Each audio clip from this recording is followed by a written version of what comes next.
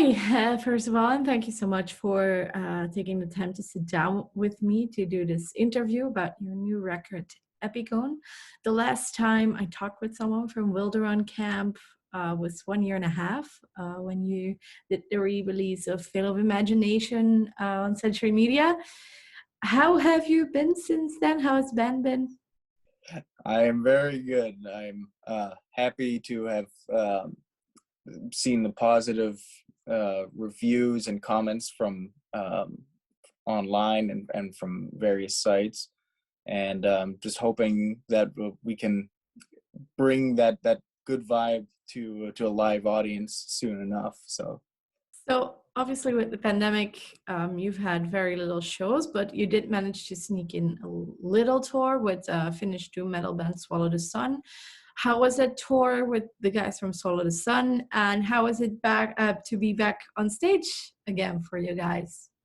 Very good. They're great guys, and I'm very fortunate to call them friends of mine now. The response from fans has been great. And just shaking off the dust and the rust from the 2 years of not doing anything live was very much needed, and hopefully will invigorate us for future plans that we have. Yeah. I mean, given that Swallow the Sun is a Finnish band, was there a lot of alcohol involved as well?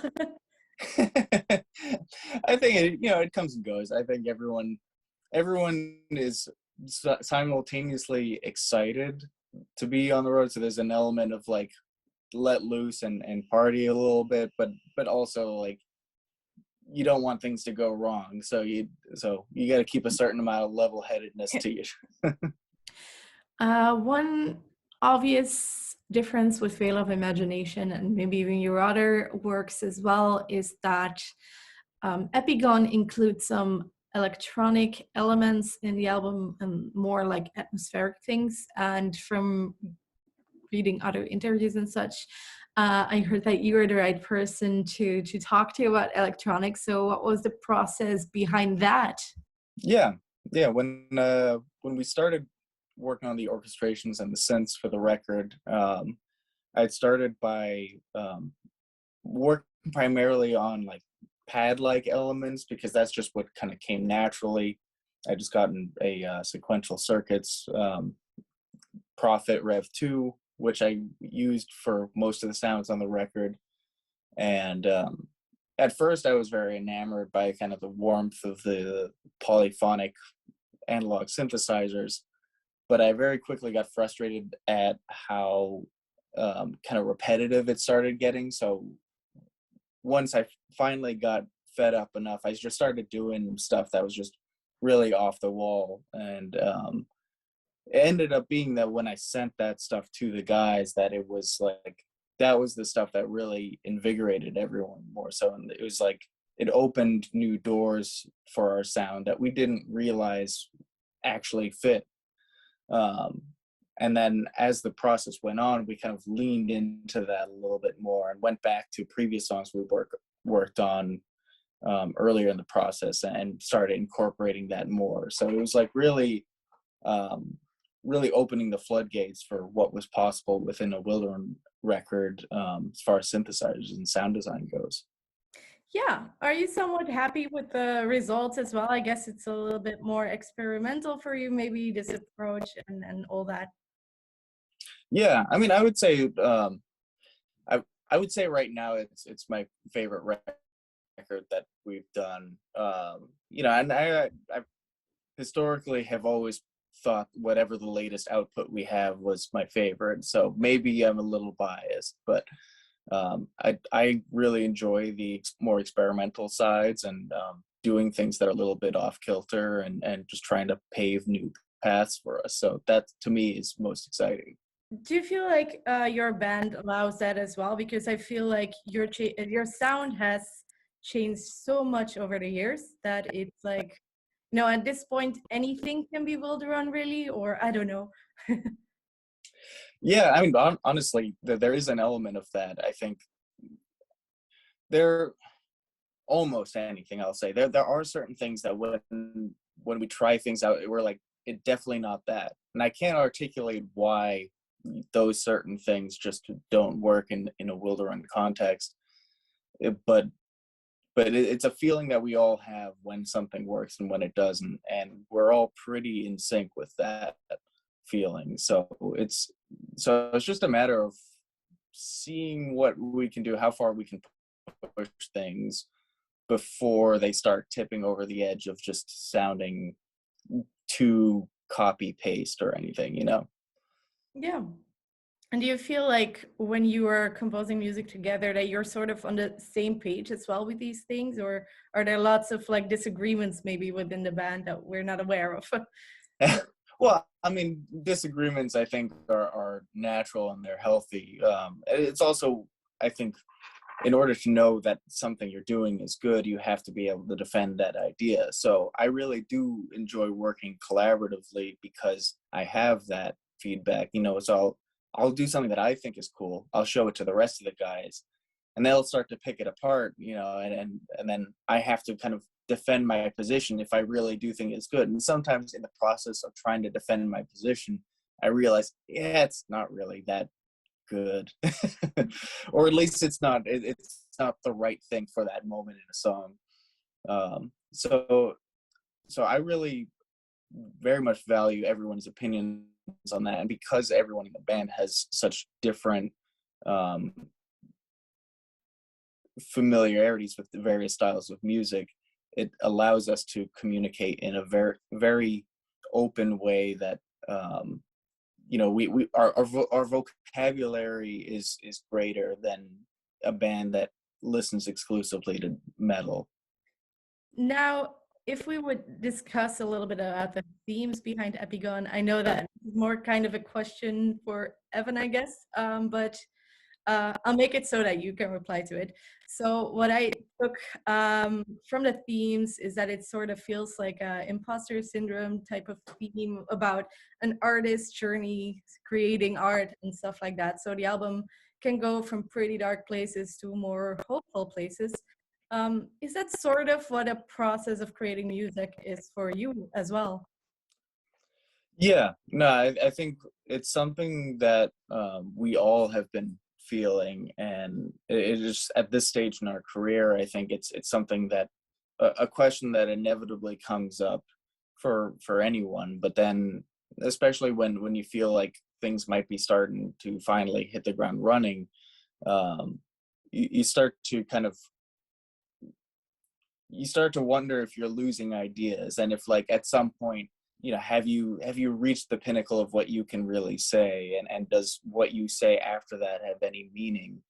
um you know, I'd imagine the longer our career goes on, the more we will struggle with that. You know,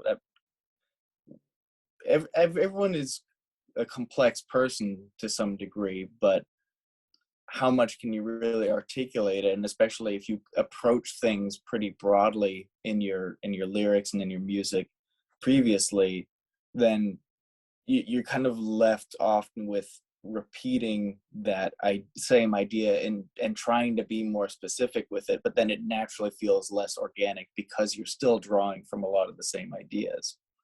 I know that most of you attended Berklee College of Music, and I was wondering, I don't know what the education is like in America, but in Western Europe, it's sort of, if you study art, which I did, it's kind of very traditional. And the basic thing is you show your art, they tell you suck, that you're not an artist, and then you feel bad. And I've always wondered if that's kind of a thing, maybe why this kind of spurs this imposter syndrome, but I don't know if that's something that you guys also went through as young students.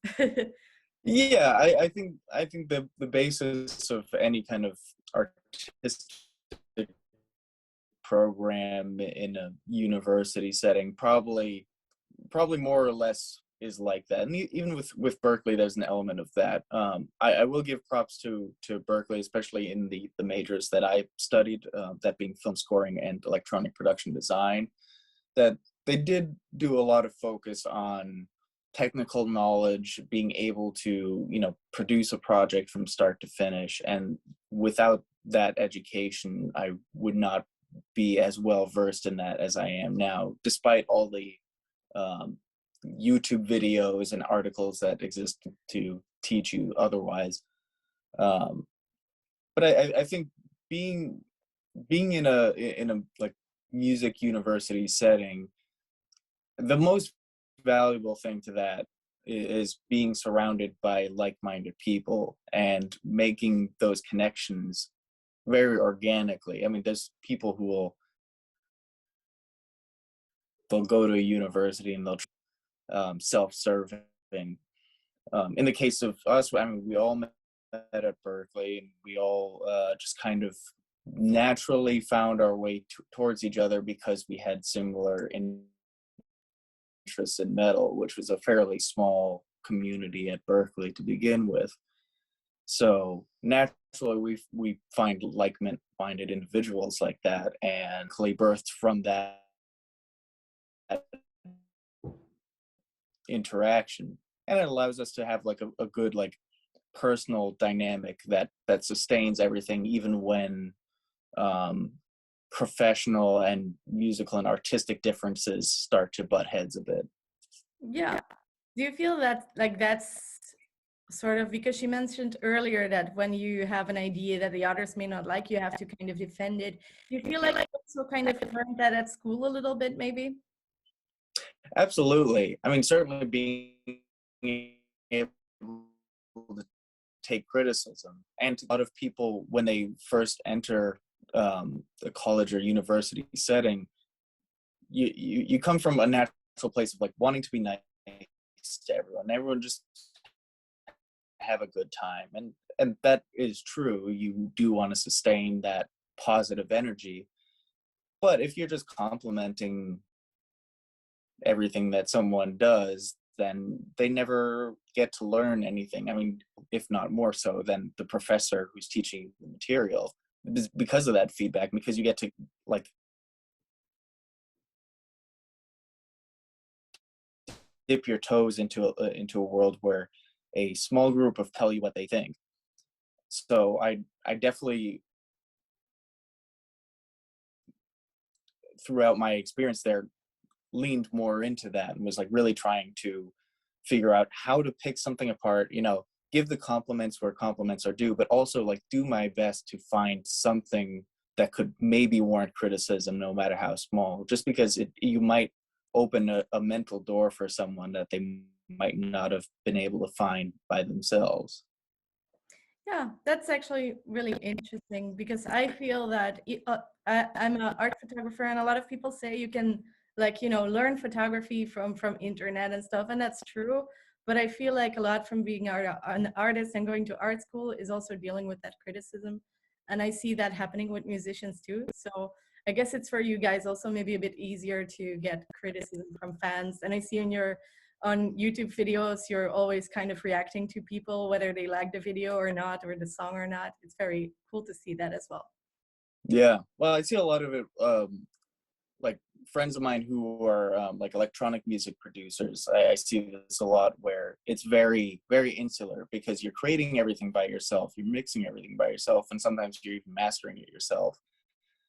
So from the very genesis of the first musical idea you have to putting it in front of a wider audience, the only person you've had to critique your material is you, and that's just as it's just frankly, I don't think that's a good idea. You need to have people around you to bounce that back and forth. And if you don't have that community, if you truly are on your own, I mean, either find other like-minded people or just put stuff out there and just let the bad criticism be useful to you. Yeah. Do you find your fans' opinions, do you find them important? I noticed you also have like a Discord with your fans and stuff. And I noticed that not a lot of bands are so close, maybe, to their fans. I think it's definitely important. It it can get, that's a slippery slope though. I think with so in previous album cycles, I would typically like read a lot of comments. We'd have a YouTube video and I'd poke through and see, um, and I was able to kind of laugh off any kind of negative comments or stuff for the most part. But with this record, it's just been hard to keep up with everything. It's definitely gotten more of all that.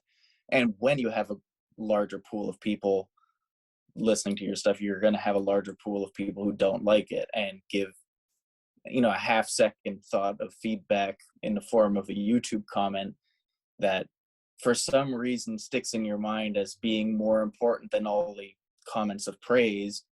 And that's not healthy. Now the Discord, I do actually like, I'm usually not one who's very keen on social media, but the Discord is something that I actually have enjoyed more as like, I think it's a more legitimate form of healthy social media, at least as it is right now, and hopefully that continues because it's a smaller pool of people. It's not just anyone looking for anything. It's people who are there to, be fans of Wilderun.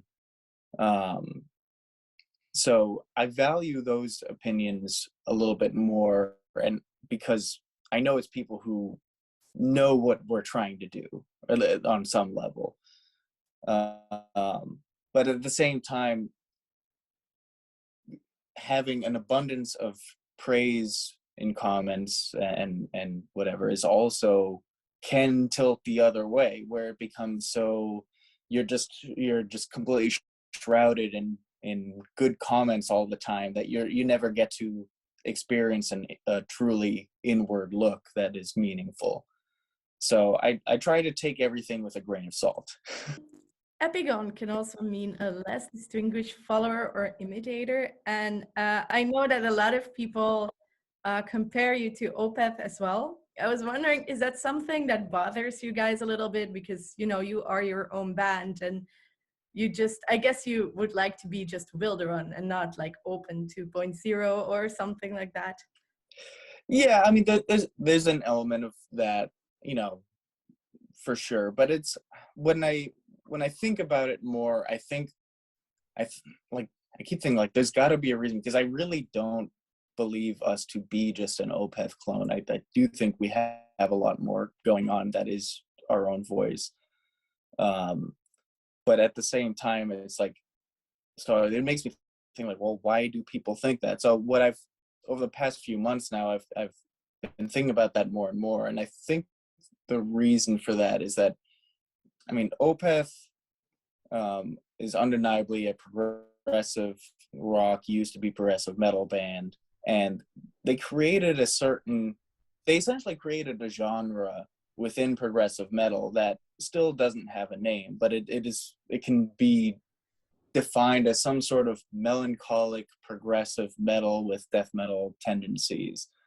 And because we do something that fits in that, people say like, oh, it sounds like Opeth, instead of saying it sounds like melancholic progressive metal. It's like, so any band that does that kind of material sounds like Opeth, and that's just the shorthand to say that. But I don't think everybody necessarily means that we're ripping off Opeth or that any band who sounds like that is ripping off Opeth.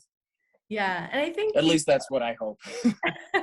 Well, at least I don't think so, but I do notice that a lot of people like compare you. But I also think that maybe people just really miss the old Opeth and they see that little bit of hope in you guys or something like that. Yeah, I mean, I think that's undeniable that there aren't a lot of bands doing that kind of sound. It's for as influential as a band as Opeth is, I'm surprised that there actually haven't been more bands that really take that sound further. So I think us being one of the fewer bands that you could throw in that category kind of puts us in the line of fire of that kind of assessment.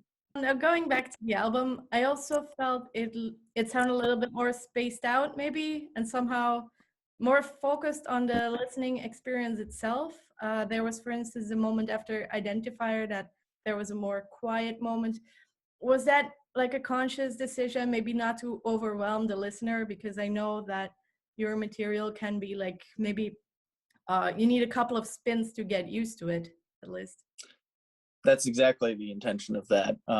When we were doing the mixes, the record that we didn't have that track at first, so it would just go straight from the end of Identifier into the beginning guitar part for Distraction. And every time we would listen to the mix, by the time that opening guitar part came out, we're like, oh, I can't listen to this right now. Like, yeah, like I need a break. I don't want to hear more notes right now. I've been barraged by notes aggressively for the past however many minutes it's been. I just need to breathe. So we're like, well, okay, well, let's mess around with some maybe some soundscape thing, you know. So first we tried doing stuff using like some kind of like nature sounds or something that was more like um, tranquil or just organic in some sense. But we're like, that is very reminiscent of what we did on Sleep at the Edge of the Earth, and it's also just been done by countless other bands. We're not going to do that again. Evan had ended up finding a poem by David White, I believe is the poet's name, called Ambition, and something about that poem really spoke to him as being related to a lot of the themes on the record. So what we did is I took a recording of him just reciting that poem, and I ran it through my modular synth and processed it and generated that track from it. So it was a way of kind of like kind of subconsciously taking the themes of the poem, taking, you know, the lyricist's voice himself and twisting it. That gives it some additional underlying meaning while still giving the album that necessary pause. Now, you started out as a band that was more focused on like folk metal, mixing it with progressive metal, I guess. And there's still a lot of folk elements at least present in your sound. But in this album, they were very subtle, but they gave this specific kind of atmosphere maybe to the songs that I really liked. Um, I was wondering if that was also something you decided collaboratively that was important for this release, or did that just happen like organically? We definitely had the thought going into this record that we knew that Veil of Imagination did not have much in the way of folk instruments, and even a lot of the like softer moments were filled with piano instead of acoustic guitar. So we're like, well, let's bring that back. We don't want to relinquish our folk metal roots, because there's something aesthetically pertinent to them still. But we're going to try and use them in a way that is different, because a lot of this material was written in a way that was written before like Evan had really gotten into folk metal to begin with. So what happens when we try and play those kinds of melodies and harmonies on these instruments that are arguably not built to do so? Well, it ended up yielding some very interesting results. So we just kind of pushed it further and further as a way to incorporate that sound while still making the record sound like it has some intention to it that's not dependent on any one thing. So, do you think, because in my opinion, this album was also a little bit darker and heavier maybe than the previous one, do you think that may have been the pandemic with a little bit of an influence there and just in combination with the themes or something like that? Maybe. It's honestly not something I've really thought of. I mean, I've gotten that question before, and you know, maybe the fact that more people seem to be picking up on that connection, that maybe it does, and we're just not aware of it. It's certainly, I mean, the pandemic hasn't been easy on anyone, so it's without a doubt it plays a factor into your existence. And if you're creating something in that existence, I mean, how can it not play a part, I suppose? What else can we expect from WILDERUN in 2022? If there's anything, I'm not sure if there's going to be live shows, but Well, we the only thing we have currently on the books that's announced is the Prog Power US Festival on June 2nd in Atlanta.